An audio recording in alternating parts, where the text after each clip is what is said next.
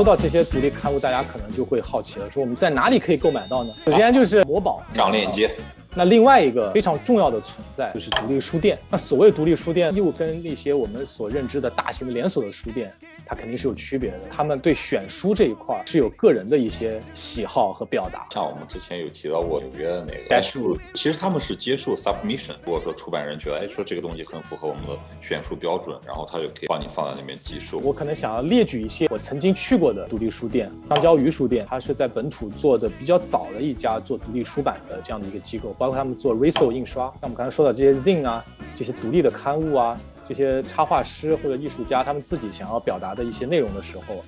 比较推荐去用 Riso 这样的一种印刷方式。另外一家就是金字号，他们是专门做跟插画相关的一些内容的书店，就是刚才这本 Define， 他们主理人其实就是这本杂志的出版方。苏州有一家叫1/9书店，它是在一个菜场的边上，那个菜场其实是这2年比较有名的一个改造项目。这个书店呢，它的主理人呢是国内一名选书人，书店的规模非常小，会做一些非常精准的一些书的陈列啊，一些主题啊，一些展览啊。宁波的假杂志，它是做摄影书比较专业的一家书店和机构，包括他们也是做一些策展线下的活动。那近期也在上海，他们的新店也开幕了。北京的盐 Books也是一个做设计类比较专业的这样的一个独立书店。春风习习杂志社，它是在前门的一个小的像图书馆形式的，就是它不进行这个杂志的售卖，而是你在里面去进行杂志的阅读。中国之外呢，像之前我们去首尔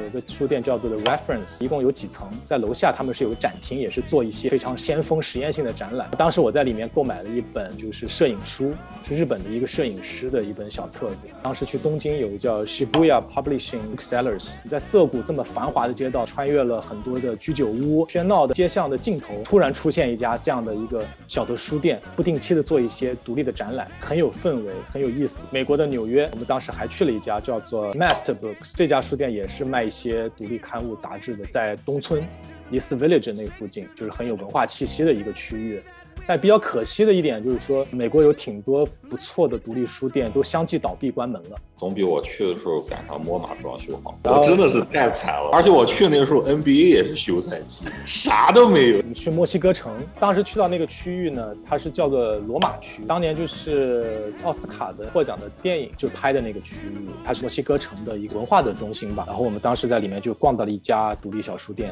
另外就是德国柏林，柏林其实被称为独立书店之都，整个城市大概有200多家独立书店存在。欧洲的这种所谓稍微冷门一点的或小众一点的艺术家也好，或者艺术相关的这种